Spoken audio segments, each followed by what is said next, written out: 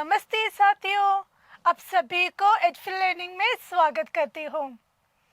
ഇന്ന് നമ്മൾ ഇവിടെ ഡിസ്കസ് ചെയ്യാൻ പോകുന്നത് ഒക്ടോബർ 2023 കാറ്റഗറി 3 ഹിന്ദി ക്വസ്റ്റ്യൻ പേപ്പറാണ്.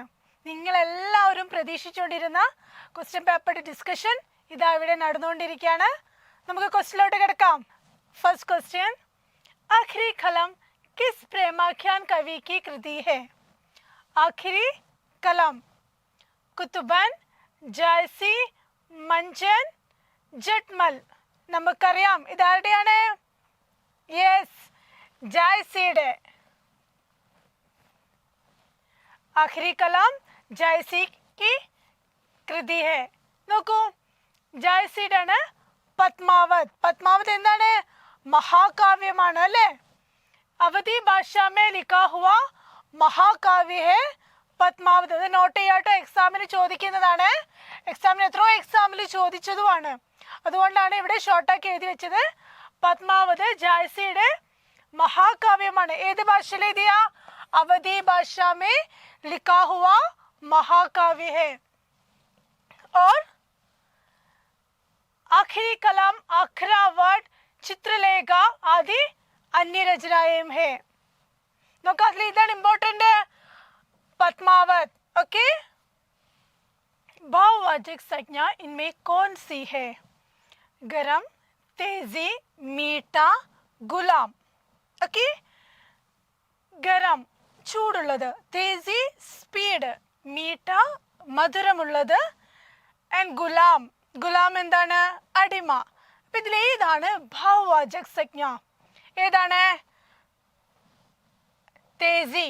തേസിയാണ് കേട്ടോ ഭാവവാചക സംജ്ഞ. തേസിയാണ്. നമുക്ക് വേണമെങ്കിൽ ഇതൊക്കെ ഭാവവാചക സംജ്ഞയാക്കി മാറ്റാം. എങ്ങനെ? ഗരം, ഗർമി. ഗർമി എന്ന് പറഞ്ഞാൽ എന്തായി? അതൊരു സിറ്റുവേഷൻ ആയി അല്ലേ? ഗരം എന്ന് പറഞ്ഞാൽ ചൂടുള്ളത്. ഗർമി, ഗർമി എന്ന് പറഞ്ഞാൽ എന്താണ്? ആ ചൂടുള്ള ഒരു അവസ്ഥയാണ് നമ്മൾ ഗർമി. അപ്പൊ നമ്മളല്ലേ, ഓ ഭയങ്കര ചൂടാണ് ഇപ്പൊ എന്ന് പറയില്ലേ? ആ ഒരു കാലാവസ്ഥയെ സൂചിപ്പിക്കുമ്പോഴാണ് അതെന്തായി മാറിയത്? ഭാവവാചകമായി മാറിയത്. പിന്നെ മീഠ, മീഠ മധുരമുള്ളത്, നമുക്ക് മിഠാസ് ആക്കി മാറ്റാം. മിഠാസ്. അപ്പൊ എന്തായത്? ഭാവവാചക സംജ്ഞയായി. ഗുലാം, ഗുലാമി. ഗുലാമി പറയുമ്പോ എന്തായി? അടിമത്വം. അടിമ എന്നുള്ളത് അടിമത്വം ആയി. അപ്പൊ അത് ഭാവവാചക സംജ്ഞയായി. ഓക്കെ, അപ്പൊ ഇതിൽ കറക്റ്റ് ആൻസർ ഏതാണ്? തേസി കേട്ടോ. നമുക്ക് സംജ്ഞയെ കുറിച്ചൊന്ന് നോക്കിയാലോ. എത്ര വിഭാഗമുണ്ട് സംജ്ഞ?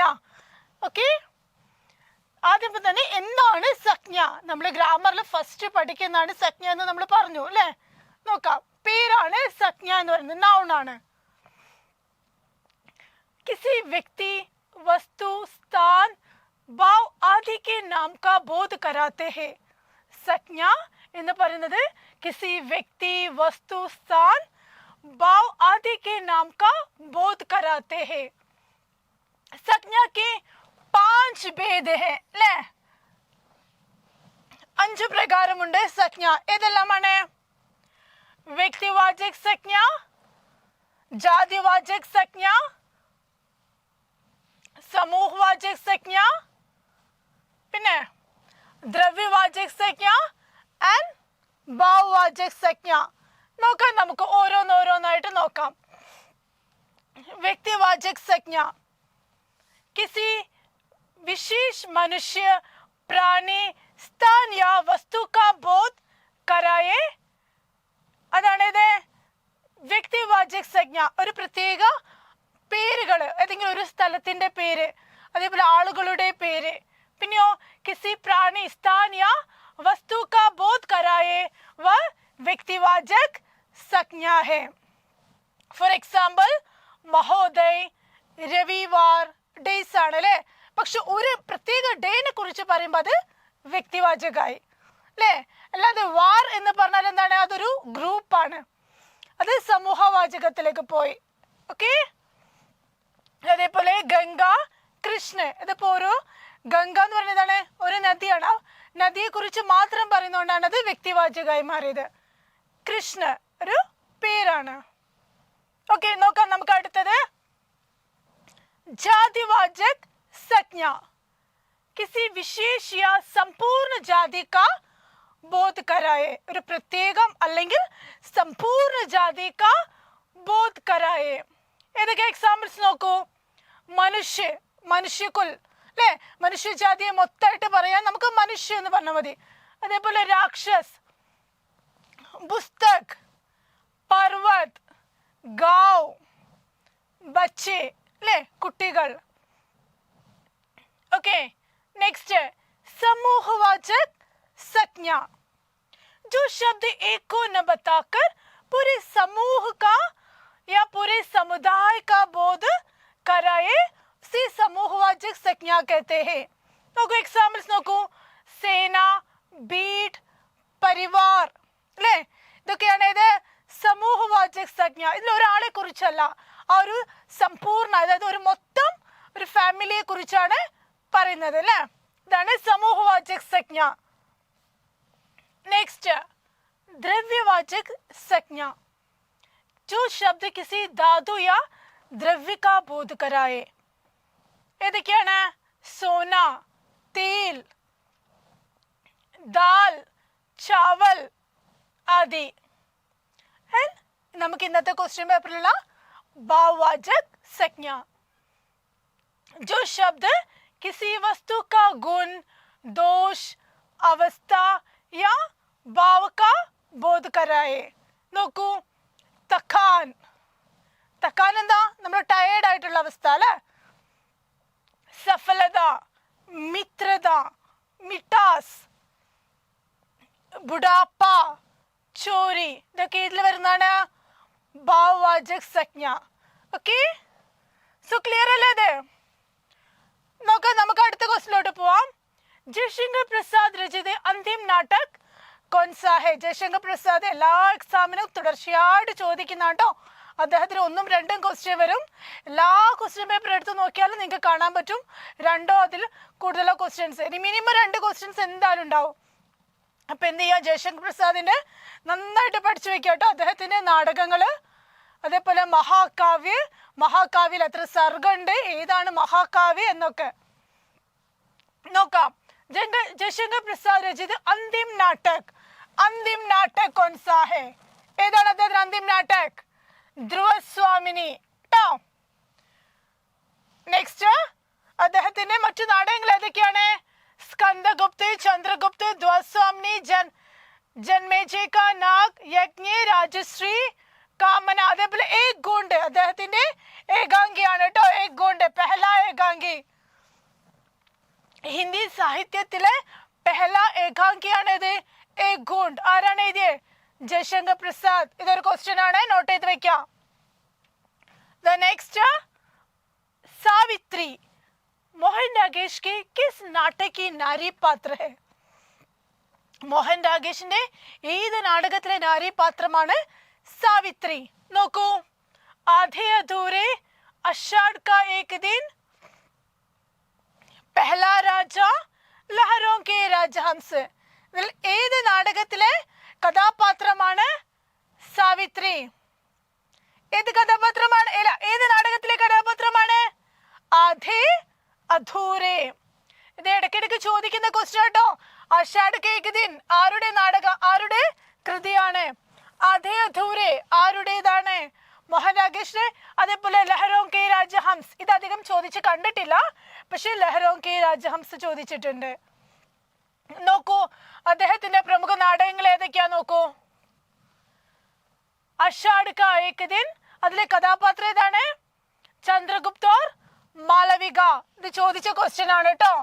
ഇത് എക്സാമിന് ചോദിച്ച ക്വസ്റ്റ്യൻ ആണ്. ലഹരോं के राजहंस, നന്ദ്, ഗൗതം ബുദ്ധ, അലക്ക, നിഹാരിക. നോട്ട് ചെയ്ത് വെക്കാട്ടോ കഥാപാത്രങ്ങള്. ആദ്യ അധൂരെ, സാവിത്രി, മഹേന്ദ്രനാഥ്. ഇതാണ് ഇപ്രാവശ്യം ചോദിച്ചത്. पैर तले की जमीन, രാകേഷ് അബ്ദുള്ള. പിന്നെ അദ്ദേഹത്തിന്റെ അന്തിം നാടകം ഏതാണ്? पैर तले की जमीन. यह अंतिम अधूरा नाटक है. इस नाटक को उनके प्रिय मित्र कमलेश्वर ने पूर्ण किया था. कमलेश्वर ने पूर्ण किया था. അത് തിരിച്ചു ചോദിക്കാം ഇങ്ങനെ, കമലേശ്വരൻ പൂർത്തീകരിച്ച മോഹൻ രാകേഷിയുടെ അധൂര നാടക് ഏതാണ്? ഏതാണ്? പായതലെ കി ജമീൻ. ഓക്കെ, നെക്സ്റ്റ്, नागरी प्रचारणी सभा की स्थापना कब हुई? कब हुई नागरी प्रचारणी सभा की स्थापना? 1893. ഓക്കെ, നോട്ട് ചെയ്ത് വെക്കാം. തുടർച്ചയായ എക്സാമിന് ചോദിച്ചൊരു ക്വസ്റ്റ്യൻ ആണ് ഇത് കേട്ടോ. എന്താണ് नागरी प्रचारणी सभा? हिंदी भाषा और साहित्य तथा देवनागरी लिपि की उन्नति तथा प्रचार और प्रसार करने वाली भारत की अग्रणी संस्था है. ഇത് नागरी प्रचारणी सഭ. ആരാണ് ഇത് സ്ഥാപിച്ചത്? ബാബു ശ്യാം സുന്ദർ ദാസ്, पंडित राम नारायण मिश्र और शिव कुमार सिंह ने 1893 में इस सभा की स्थापना की. ले नागरी प्रचारणी सभा की സ്ഥാപന की. ഓക്കെ, ഇത് രണ്ടും നോട്ട് ചെയ്ത് വെക്കാട്ടോ. ആരാണ്, ഏത് വർഷമാണ്, ഇതിന്റെ എന്തിനാണ് ഇത് ഉണ്ടാക്കിയത്, ഈ സഭ എന്തിനു വേണ്ടി നിർമ്മിച്ചതാണ്. പിന്നെ यह पत्रिका नागरी प्रचारणी सभा द्वारा त्रैमासिक रूप में प्रकाशित की गई थी.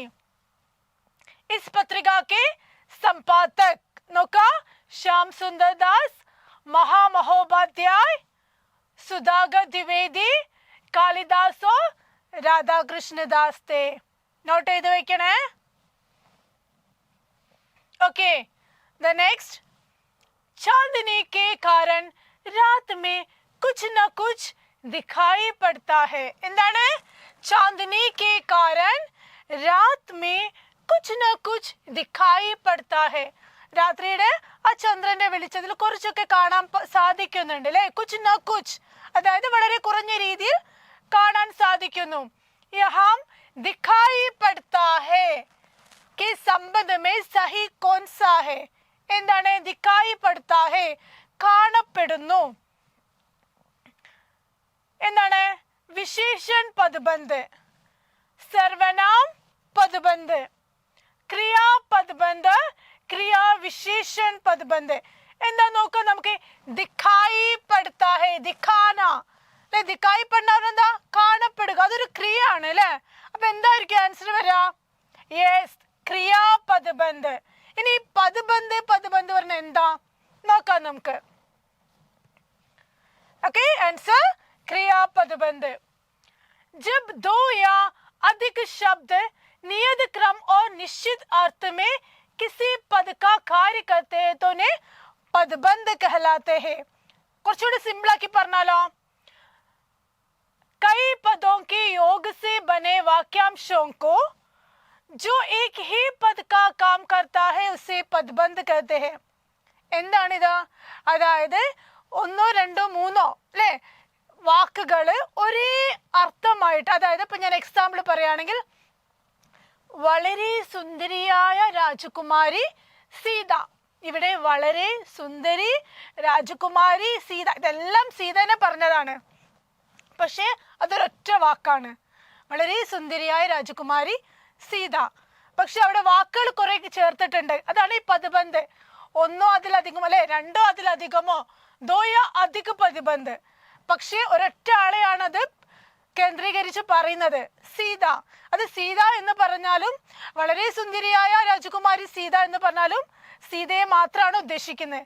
അതാണ് ഇവിടെ പദബന്ധ് എന്നതുകൊണ്ട് ഉദ്ദേശിക്കുന്നത്.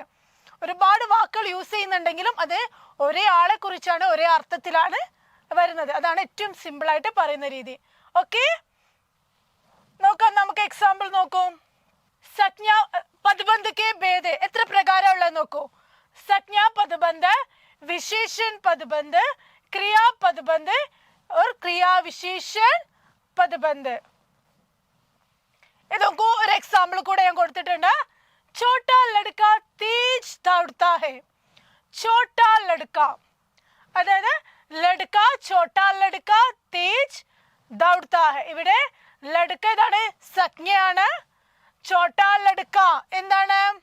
സംജ്ഞാപദബന്ധാണ്. തേജ്, തേജ് എന്താണ്? വിശേഷണാണ് അല്ലെ. ദൗഡ്താ ഹെ ഓടുന്നു, ഓടുന്നത് തേജ് ദൗഡ്താ, വളരെ സ്പീഡിൽ ഓടുന്നു. അപ്പൊ ഓടുന്നതിനെ വിശേഷിപ്പിച്ചതാണ് എന്ത്? വളരെ സ്പീഡിൽ. അപ്പൊ ഇത് വിശേഷണാണ്, ഇത് ക്രിയയാണ്. ഓക്കെ, അപ്പൊ ക്ലിയർ ആവുന്നുണ്ടല്ലോ പദബന്ധം എന്താണെന്ന്. നോക്കാം അടുത്തതിലോട്ട്. ഹിന്ദി കാ പ്രഥം സമാചാർ പത്ര ഉത്ഥണ്ഡ് മാർത്താണ്ഡ്. എക്സാമിന് സ്ഥിരമായിട്ട് ചോദിക്കുന്ന ഒരു ക്വസ്റ്റ്യൻ ആട്ടോ. പത്ര ഉത്ഥണ്ഡ് മാർത്താണ്ഡ് നമ്മുടെ ഫസ്റ്റ് പത്രം ഏത് വർഷമാണ്? നോക്കൂ, 800-ല്, 1818-ല്, 1821-ല്, 1826-ല്. ഏത് വർഷമാണ്? 1826 ട്ടോ. हिंदी का प्रथम समाचार पत्र उद्दंड मार्तांड. ഏതാ വർഷം? 13 മെയ് 1826. നോട്ട് ചെയ്ത് വെക്കണം. പഹല സമാചാർ പത്രാണ്. ആരാണ് എഴുതിയിരിക്കുന്നത്? ജുഗൽ കിഷോർ. ഓക്കെ, പണ്ഡിറ്റ് ജുഗൽ കിഷോർ ശുക്ലാണ് പ്രകാശനം ചെയ്തത്. അദ്ദേഹത്തിന്റെ ആണ് ഇത് ഉദ്ദണ്ഡ് മാർത്താണ്ഡ്.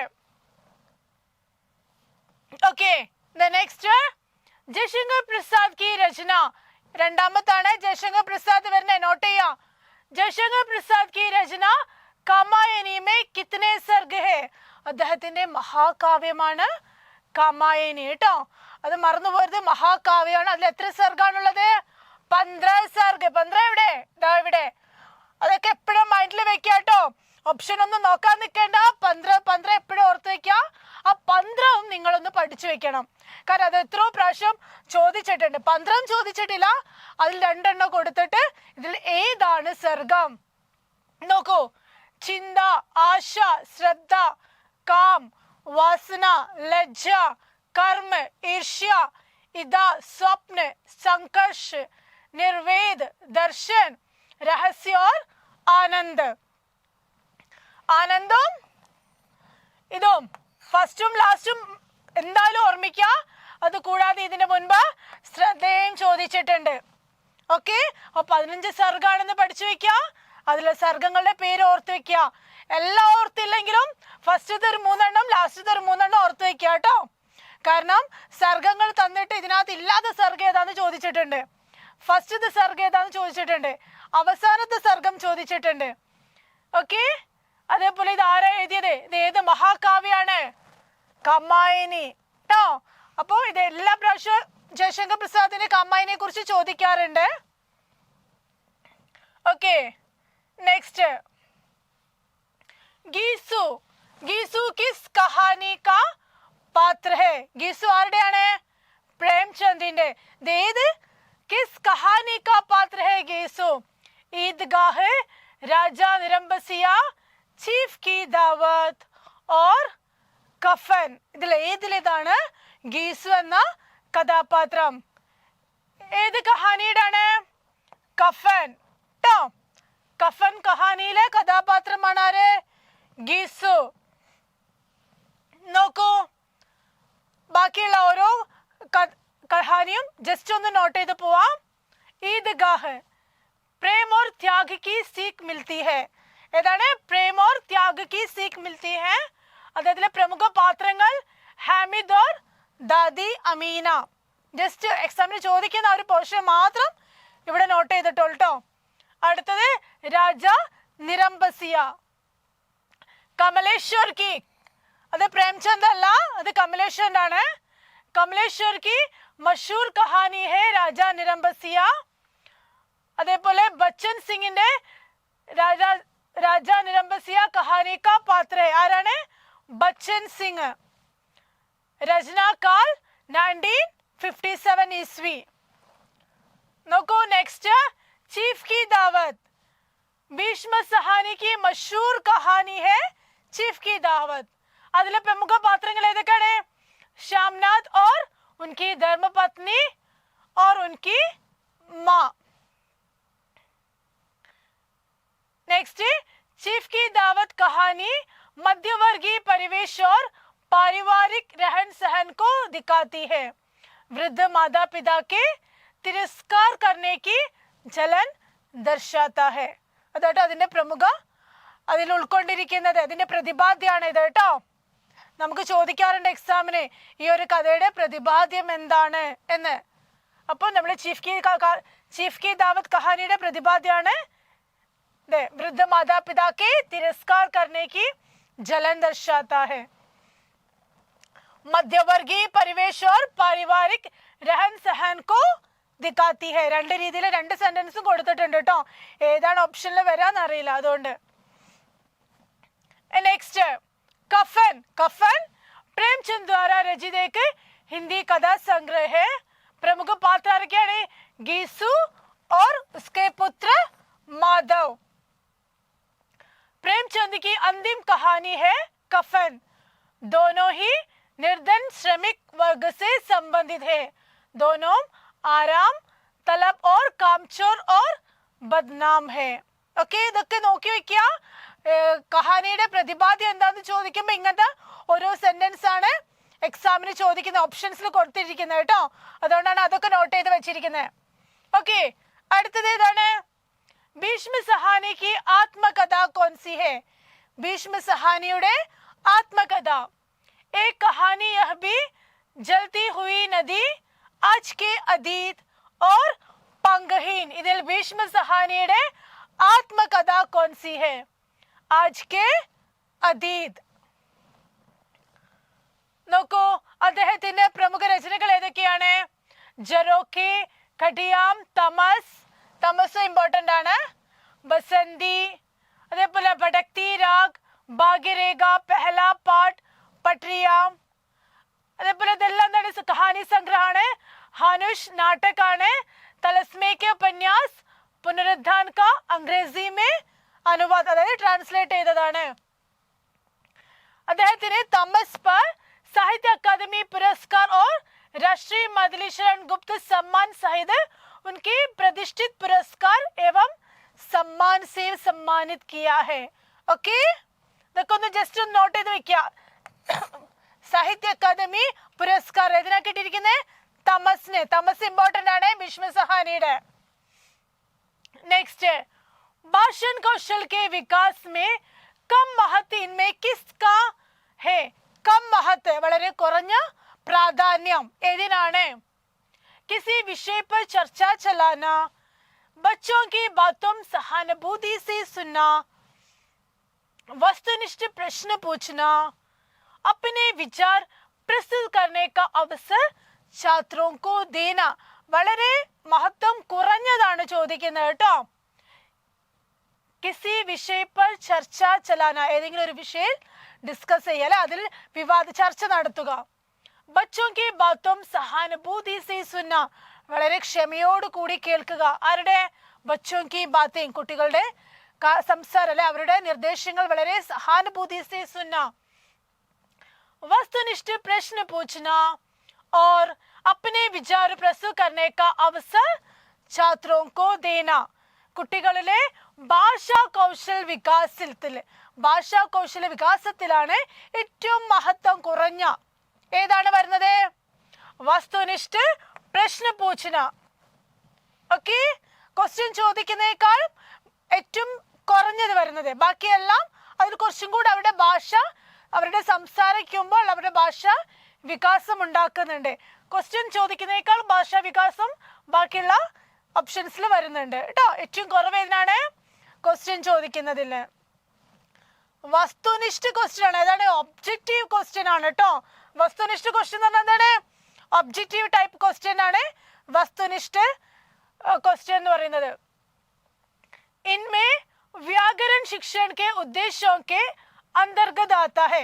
व्याकरण शिक्षण, ग्रामर पोर्शन ഏതാണ്? भाषा की मानकता का निराकरण करना, भाषा के सर्वमान्य रूपों से अनभिज्ञ रहना. അറിവില്ലായ്മ കേട്ടോ, അനഭിജ്ഞ. നിരാകരൺ എന്താണ്? ഒഴിവാക്കുന്നതാണ് നിരാകരൺ. ഭാഷ के सर्वमान्य रूप का प्रयोग करना, വളരെ അതിന്റെ പൂർണ്ണമായ രീതിയിൽ അത് ഉപയോഗിക്കുക. भाषा के निश्चित नियमों पर लचीलापन लाना. लचीलापन मीन्स फ्लेक्सिबिलिटी ട്ടോ. അപ്പൊ ഏതാണ് കറക്റ്റ് ആൻസർ വരാ? व्याकरण शिक्षण के उद्देश्यों के अंतर्गत आता है എന്താണ്? ഭാഷ के सर्वमान्य रूप का प्रयोग करना. ഗ്രാമർ അതിന്റെ വളരെ പൂർണ്ണമായ രീതിയിൽ അത് പ്രയോഗിക്കുക, അതാണ് അതിന്റെ ആൻസർ. ഓക്കെ, ഏതാണ്? ഓപ്ഷൻ സി ആണ് കേട്ടോ. ഗ്രാമർ നിയമങ്ങളിൽ നമുക്ക് ഇഷ്ടമുള്ള പോലെ അത് ഫ്ലെക്സിബിൾ ആക്കാൻ പറ്റില്ല കേട്ടോ. പിന്നെ അനഭിജ്ഞ എന്താണ്? അറിവില്ലായ്മ. നിരാകരൺ അത് ഒഴിവാക്കുക, അതൊന്നും നമുക്ക് ചെയ്യാൻ പറ്റില്ല. ഗ്രാമർ വളരെ പൂർണ്ണ രീതിയിൽ നമ്മൾ അത് ഉപയോഗിക്കുക വേണം അല്ലേ? ഭാഷ के सर्वमान्य रूप का प्रयोग करना. ഏതാടുത്ത് നോക്കൂ. कक्षाई आयोजन का सही क्रम कौन सा है? कक्षाई आयोजन का നോക്കൂ. वार्षिक योजना कक्षाई आयोजन ആണ്. वार्षिक योजना, पाठ योजना, इकाई योजना. पाठ योजना, इकाई योजना, वार्षिक योजना. इकाई योजना, पाठ योजना, वार्षिक योजना. वार्षिक योजना, इकाई योजना, पाठ योजना. അപ്പൊ ഏതാണ് വരുന്നത്? ആദ്യം നമ്മൾ ഒരു വർഷത്തേക്ക് ഉണ്ടാക്കും അല്ലേ, പിന്നെ അതൊരു ഇക്കായി ഒരു യൂണിറ്റ് ആക്കി മാറ്റും, പിന്നെ പാഠ യോജന അല്ലേ? ഏതാണ്? വാർഷിക യോജന, ഇക്കായി യോജന, പാഠ യോജന. ഓക്കെ, ഫസ്റ്റ് ഏതാ കൊടുത്തിരിക്കുന്നത്? പാഠ യോജന, ഇക്കായി യോജന, വാർഷിക. ഇത് രണ്ടും നമുക്ക് കൺഫ്യൂഷൻ ഉണ്ടാവും. പക്ഷേ നമ്മൾ ക്ലാസ് യോജന ഉണ്ടാക്കുന്നതിന് മുൻപ് ആദ്യം ഒരു വർഷത്തേക്കുള്ള ഉണ്ടാക്കും, പിന്നെ അതിനെ യൂണിറ്റ് ആയിട്ട് തിരിക്കും, പിന്നെ നമ്മൾ ചാപ്റ്റർ വൈസ് ആയിട്ട് തിരിക്കും അല്ലേ? ओके, नेक्स्ट प्रतिसंरचनावाद या ज्ञान निर्मितिवाद. ज्ञान निर्मितिवाद क्रिएटिविटी में शिक्षण की जगह किस पर अधिक बल दिया जाता है? ഏതിലാണ്? മൂല്യാങ്കൻ पर, ഇവാലുവേഷൻ, അധികം ലേണിംഗ്, പദോന്നതി. എന്താണ് എന്താണ് പദോന്നതി? അവരെ അടുത്ത ക്ലാസ്സിലേക്ക് മാറ്റുന്നത് അല്ലേ? എന്താണ് അതിന് പറയുന്നത്? പ്രമോഷൻ. ആൻഡ് പരീക്ഷ पर, എക്സാം पर. ഏതാണ് ആൻസർ വരുന്നത്? യെസ്, അധികം पर, ലേണിംഗ് ആട്ടോ. നെക്സ്റ്റ്, इनमें किसका संबंध मूल्यांकन उपकरण से नहीं है? മൂല്യാങ്കൻ ഉപകരണം എന്താണ്? Evaluation tool. ഏതാണ് ഇവാലുവേഷൻ ടൂൾ അല്ലാത്തത്? പോർട്ട്ഫോളിയോ, ചാൻസ് സൂചി അതായത് check list, rating scale, Pragati പത്ര. എന്താണ്? ഇത് വായിക്കുമ്പോ തന്നെ മനസ്സിലാവും എന്താണ്? പ്രഗതി പത്ര അല്ലെ? പ്രോഗ്രസ് കാർഡ് ആണോ? യെസ്. മൂല്യ ഇവാലുവേഷൻ ടൂൾ അല്ല നമ്മളെ പ്രോഗ്രസ് റിപ്പോർട്ട് അല്ലേ? ഹലോ ഫ്രണ്ട്സ്, നമ്മുടെ കേരളത്തിൽ തന്നെ നമ്പർ 1 ഓൺലൈൻ പ്ലാറ്റ്ഫോമായ എഡ്ഫിൽ ലേണിംഗിൽ നമുക്കിപ്പോൾ കാറ്റഗറി 1, 2, 3, 4 എല്ലാ സബ്ജക്റ്റിലും നമുക്കിപ്പോൾ ക്ലാസ്സസ് അവൈലബിൾ ആണ്. എഡ്ഫിലിൻ്റെ ഫീച്ചേഴ്സായ കംപ്ലീറ്റ് സിലബസ് കവേർഡ് ആയിട്ടുള്ള recorded classes, pop up, practice test, mock test, അതേപോലെ question answer live sessions, printed study materials, അതായത് previous year question paper discussions, study tracker, exam oriented tips, motivation sessions, ഇതെല്ലാം നമുക്ക് available ആണ്. നമുക്കറിയാം ഇപ്പോൾ ഈ കഴിഞ്ഞ കേട്ടറ്റിൻ്റെ റിസൾട്ട് നിങ്ങൾക്ക് എല്ലാവരും കണ്ടിട്ടുണ്ടാകും. എഡ്ഫിൽ ഏറ്റവും കൂടുതൽ കുട്ടികൾ പാസ് ഔട്ട് ആയത് എഡ്ഫിൽ ലേണിംഗിലാണ്. അതിൽ തന്നെ 100 മാർക്കിൽ കൂടുതൽ മാർക്ക് വാങ്ങി വിജയിച്ച ഒരുപാട് സ്റ്റുഡൻസ് നമുക്കുണ്ട്. അപ്പം നിങ്ങളെല്ലാവരും എഡ്ഫിലിൻ്റെ ഭാഗമാകുക, വിജയം കൈവരിക്കുക. നമുക്കിപ്പോൾ എഡ്ഫിലിൻ്റെ ആപ്പ് പ്ലേ സ്റ്റോറിലും ആപ്പ് സ്റ്റോറിലും അവൈലബിൾ ആണ്. നമുക്ക് ആപ്പ് ഡൗൺലോഡ് ചെയ്ത് കഴിഞ്ഞാൽ നിങ്ങൾക്ക് അതിൻ്റെ അകത്ത് മോക്ക് ടെസ്റ്റ്, പ്രാക്ടീസ് ടെസ്റ്റ് എല്ലാം ഫ്രീ ആയിട്ട് ചെയ്യാവുന്നതാണ്. ഒരുപാട് ഫീച്ചേഴ്സ് അതിനകത്തുണ്ട്. നിങ്ങളെല്ലാം അത് വളരെ യൂസ്ഫുൾ ആയിട്ട് വളരെ കൃത്യതയോടെ യൂസ് ചെയ്യുക. എഡ്ഫിലിൻ്റെ ഭാഗമാകുക. നിങ്ങളുടെ കേട്ടറ്റ് സ്വപ്നം അല്ലേ? കേട്ടറ്റിലെ വിജയം കൈവരിക്കുക എന്നൊരു സ്വപ്നം നിങ്ങൾ യഥാർത്ഥമാക്കുക. എല്ലാവരും എഡ്ഫിൽ ജോയിൻ ചെയ്യുക. നിങ്ങളുടെ വിജയം നിങ്ങൾ സുനിശ്ചിതമാക്കുക. ഓക്കെ, അടുത്ത നോക്കാം. मौखिक अभिव्यक्ति के लिए कौन सी गतिविधि समीचीन है? എന്തിനു വേണ്ടിയിട്ട്? മൗഖിക് അഭിവ്യക്തി के लिए. നോക്കൂ, दृश्याभ्यास, नाटकीकरण, पटकथा लेखन, संकेत पट की तैयारी, मौखिक अभिव्यक्ति ഏതാണ് വരുന്നത്? നാടകീകരൺ. ഓക്കെ, ബാക്കി ഒന്നിനും നമുക്ക് സംസാരിക്കാൻ ആവശ്യം വരുന്നില്ല അല്ലേ? ഉണ്ടോ? ഇല്ല.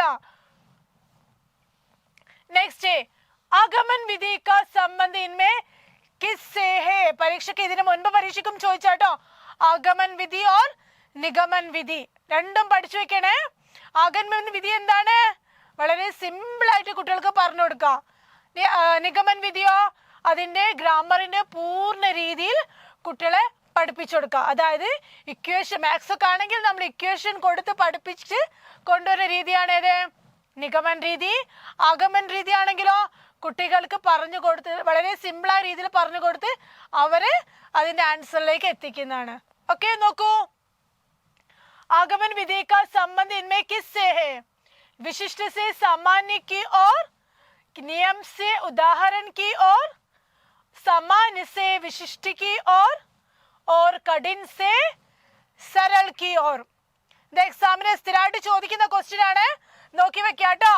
ആൻസർ എന്താണ്? വിശിഷ്ട സേ സാമാന്യ की ओर. നെക്സ്റ്റ്, ആഗമൻ വിധി എന്താണ്? ആഗമൻ വിധി और निगमन विधि. നോക്കൂ, प्रत्यक्ष अनुभवों, प्रयोगों और उदाहरणों को पहले दिया जाता है.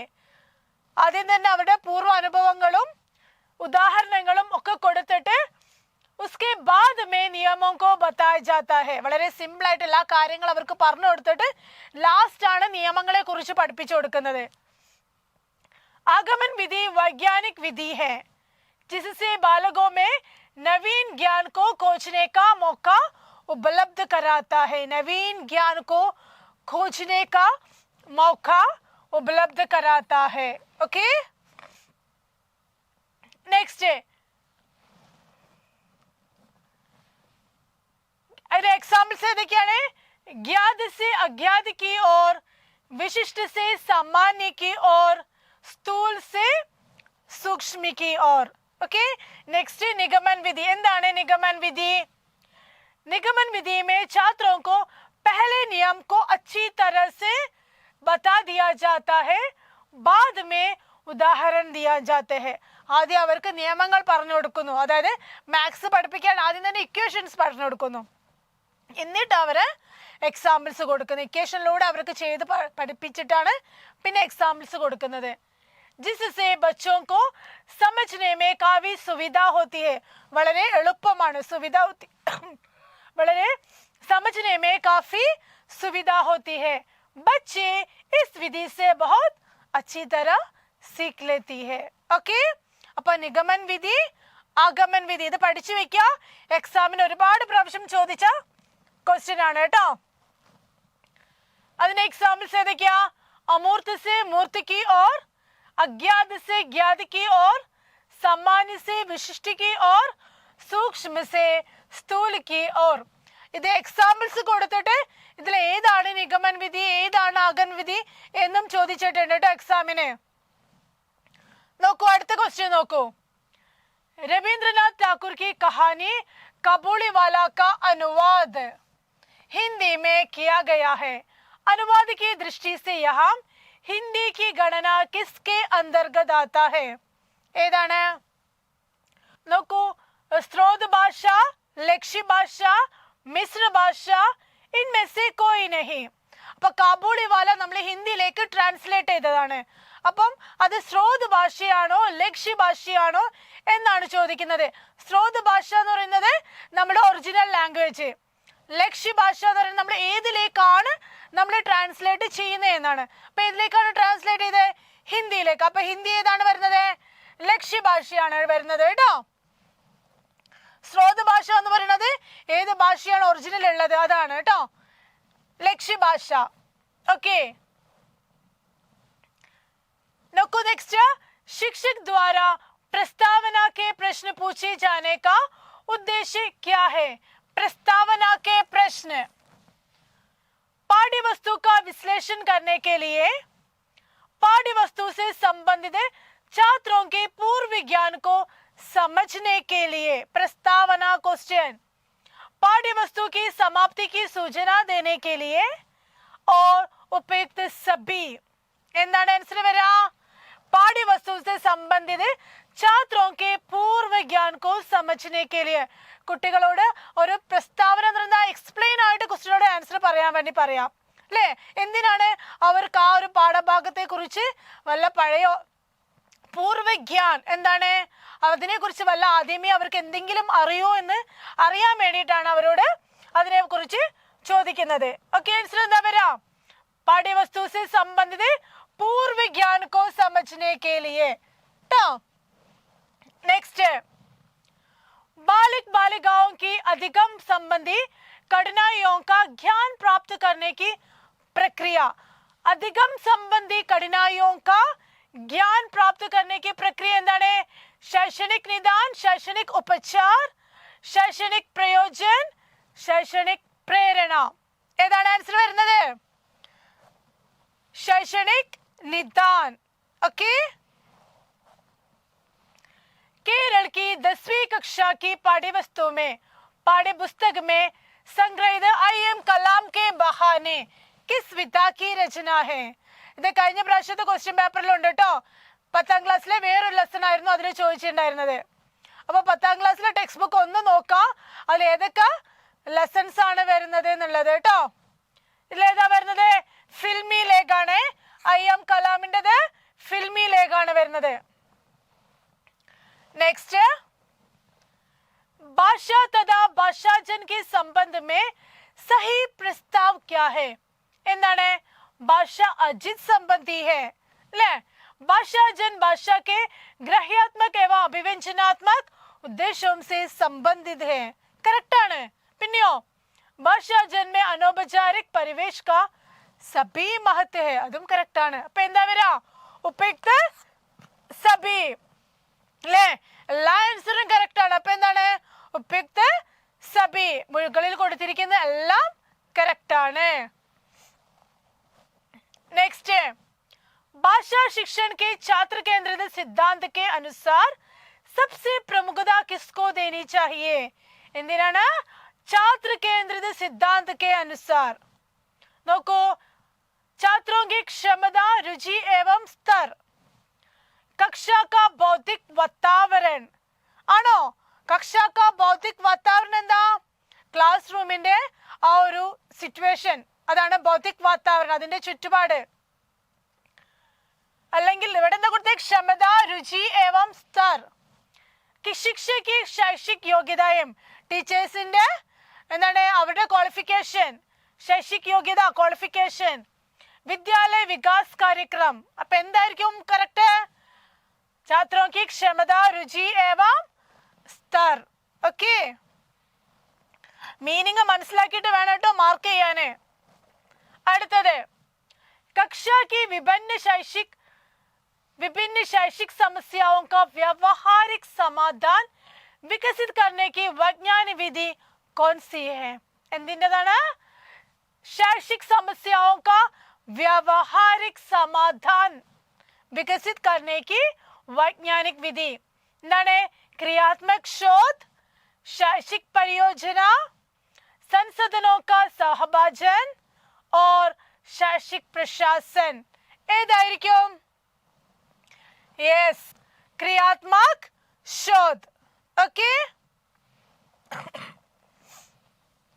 അടുത്തത് भारतीय संविधान के किस भाग में संघ की राजभाषा के रूप में हिंदी का उल्लेख किया है? 17वें भाग में, 20वें भाग में, 15वें भाग में, 12वें भाग में. ഇത് നമ്പർ കൊടുക്കാണ്ട് ഇങ്ങനെ എഴുതിയത് കൊണ്ട് നിങ്ങൾ കൺഫ്യൂഷൻ ആവരുത്. സാധാരണ എങ്ങനെയാണ്? 15, 17 അല്ലേ, 17, 20 ഇങ്ങനെ നമ്മൾ നമ്പർ ടൈപ്പിൽ എഴുതുന്ന സമയത്ത് നമുക്ക് പെട്ടെന്ന് നോട്ട് ചെയ്യാൻ പറ്റും. പക്ഷെ ഇങ്ങനെ കൊടുക്കുമ്പോൾ നമുക്ക് കൺഫ്യൂഷൻ ഉണ്ടാവും. കൺഫ്യൂഷൻ ഉണ്ടാവരുത്. ഏതാണ് കറക്റ്റ് ആൻസർ? 17वें भाग में ले. नेक्स्ट, किस शिक्षण विधि में मातृेतर भाषा का शिक्षण मातृभाषा में अनुवाद के माध्यम से किया जाता है? परोक्ष विधि में, प्रत्यक्ष विधि में, ഭാഷാ സംസർഗ വിധി में और സംരചനാ വിധി में ഏത് വിധിയിലാണ് മാതൃഭാഷയിൽ തന്നെ പഠിപ്പിക്കണമെന്ന് പറയുന്നത്? പരോക്ഷ വിധി में. ഓക്കെ, എന്താണ് പരോക്ഷ വിധി और പ്രത്യക്ഷ വിധി? അതേപോലെ എന്താണ് ഭാഷാ സംരചനാ വിധി? നോക്കാം, നമുക്ക് ചെറിയ രീതിയിൽ നോക്കി പോവാം. इस विधि में मातृभाषा के माध्यम से किसी नवीन भाषा को പഠായ ജാത്താ ഹെ. ഏതാണ്? നമ്മളൊരു പുതിയ ഭാഷ പഠിപ്പിക്കുമ്പോൾ നമ്മുടെ മാതൃഭാഷയിലൂടെയാണ് നമ്മൾ ആ പുതിയ ലാംഗ്വേജ് പഠിക്കുന്നത്. അങ്ങനെയാകുമ്പോൾ നമുക്ക് വളരെ ഈസി ആയിട്ട് പഠിക്കാൻ പറ്റുന്ന രീതിയാണ് എന്ത്? പരോക്ഷ വിധി. बच्चों की अपनी मातृभाषा पर अच्छी पकड़ होने पर यह विधि प्रयोग में लाई जाती है. ओके, മാതൃഭാഷ की सहायता से ही नवीन भाषा सिखाई जाती है. എന്താണ്? മാതൃഭാഷയിൽ കൂടെ തന്നെയാണ് നമ്മളൊരു പുതിയ ഭാഷ പഠിച്ചെടുക്കുന്നത്. അതേതാണ്? പരോക്ഷ വിധിയിലാണ് പറയുന്നത്. പക്ഷെ പ്രത്യക്ഷ വിധിയിൽ എന്താ പറയുന്നത് നോക്കാം. प्रत्यक्ष विधि का अर्थ होता है वस्तुओं को प्रत्यक्ष रूप में दिखाना. इस विधि को सुगमय पद्धति अथवा प्राकृतिक विधि भी कहती है कि जिस प्रकार बालक श्रवण एवं अनुकरण द्वारा मातृभाषा सीख लेता है उसी प्रकार वह दूसरी भाषा भी सीख लेता है. എന്താ പറയുന്നത്?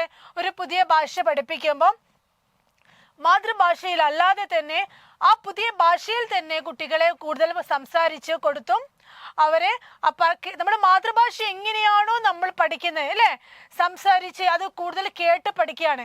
അതേപോലെ തന്നെ നമുക്ക് എന്ത് ചെയ്യാം? മാതൃഭാഷ യൂസ് ചെയ്യാതെ അവരെ കൊണ്ട് ആ പുതിയ ഭാഷ ആ രീതിയിൽ തന്നെ പുതിയ ഭാഷയുടെ നിയമങ്ങളോട് കൂടെ തന്നെ പഠിപ്പിച്ചെടുക്കാം എന്ന് പറയുന്നതാണ് എന്ത്? പ്രത്യക്ഷ വിധി. अन्य भाषा के अध्ययन के समय अन्य भाषा में ही आदेश निर्देश दिए जाते हैं. പുതിയ ഭാഷ പഠിക്കുമ്പോൾ ആ ഭാഷയിൽ തന്നെ അവർക്ക് നിർദ്ദേശങ്ങൾ കൊടുത്തിട്ട് ആ ഭാഷയുടെ നിയമങ്ങളിലൂടെ തന്നെ അവരെ അത് പഠിപ്പിച്ചെടുക്കുന്നു. അതാണ് പ്രത്യക്ഷ വിധി.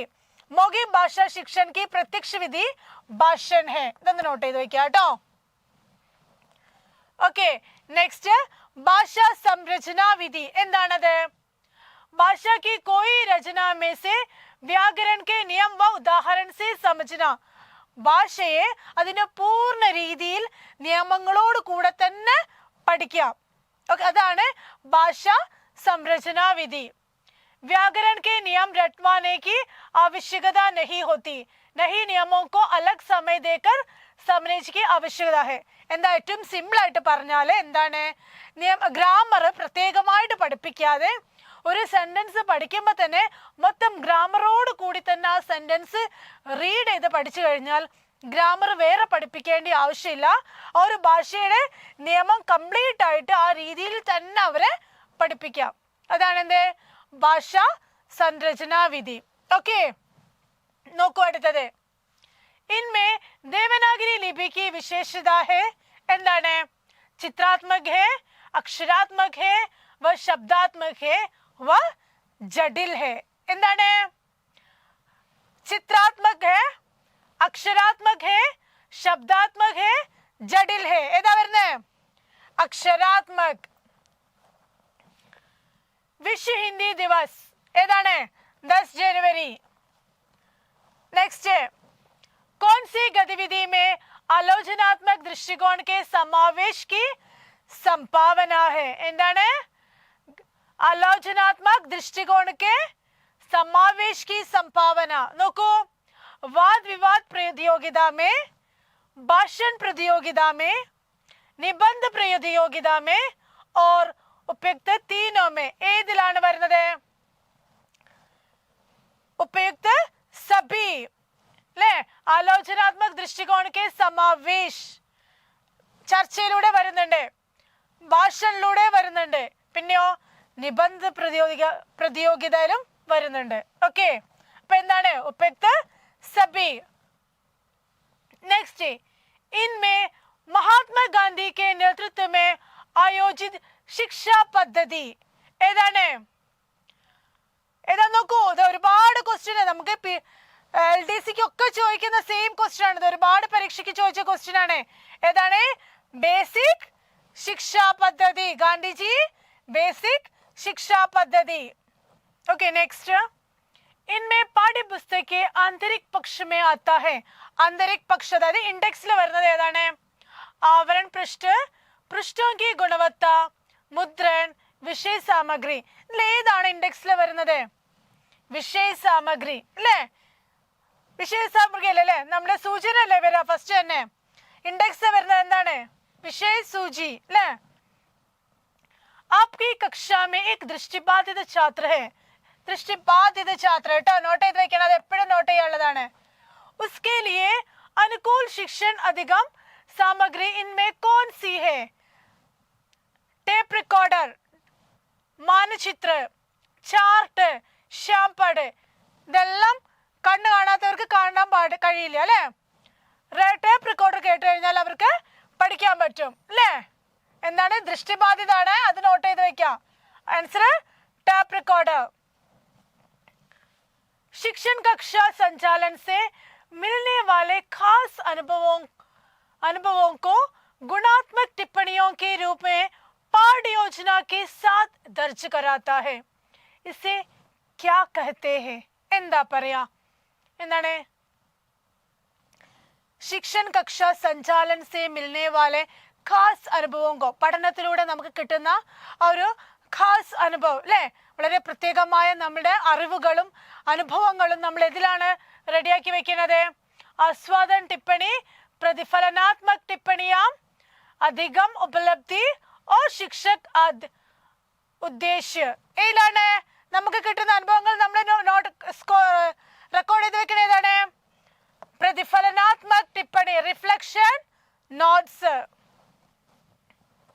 ओके नेक्स्ट, वर्तमान शिक्षण प्रणाली में सुनना, बोलना, पढ़ना, लिखना എന്താണ്? LSRW അല്ലേ? लर्निंग, स्पीकिंग, रीडिंग, राइटिंग आदि कौशलों का अधिग्रहण किस प्रकार किया जाता है? एक के बाद एक, समग्र रूप से, आंशिक रूप से, गौण रूप से. ഏത് രീതിയിലാണ് നമ്മൾ ആ LSRW ഏത് രീതിയിലാണ് നമ്മൾ യൂസ് ചെയ്യുന്നത്? ഏത് രീതിയിലാണ്? एक के बाद एक रूप, एक के बाद एक അല്ലെങ്കിൽ സമഗ്ര രൂപ. ഇത് രണ്ടുമാണ് നമുക്ക് എന്ത് വരാ? കൺഫ്യൂഷൻ വരുന്നത്. ഏക്ക് ഒന്നിനു പുറകെ ഒന്നായിട്ട്, അല്ലെങ്കിൽ സമഗ്ര രൂപസെ അതായത് മുഴുവനായ രീതിയിൽ അല്ലെ? അതിന്റെ എല്ലാ അർത്ഥത്തോടു കൂടിയാണ് നമ്മൾ എന്ത് ചെയ്യുന്നത്? അത് നമ്മുടെ പഠനത്തിൽ നമ്മൾ ഉപയോഗിക്കുന്നത് അല്ലെ? അധിഗ്രഹൻ കർത്ത, കൗശലോ കാ അധിഗ്രഹൻ ഏത് രീതിയിലാണ്? സമഗ്ര രൂപത്തിലാണ് കേട്ടോ. നമുക്ക് കൺഫ്യൂഷൻ വരാനുള്ള രണ്ടെണ്ണം ഏതാണ്? ഏക് കെ ബാദ് ഒന്നിനു പുറകെ ഒന്നായിട്ടാണോ, അല്ലെങ്കിൽ സമഗ്ര രൂപത്തിലാണോ? ഏതാണ് ആൻസർ കറക്റ്റ് വരുന്നത്? സമഗ്ര രൂപസെ. ഓക്കെ, അടുത്തത് वाचन की प्रक्रिया इनमें मुख्य रूप से किसको सुनिश्चित करने के लिए चलाई जाती है? എന്തിനാണ്? वाचन की प्रक्रिया ഏതാണ്? अंग संचालन को, ताल लय को, अर्थ ग्रहण को और हाव भाव को. എന്താണ്?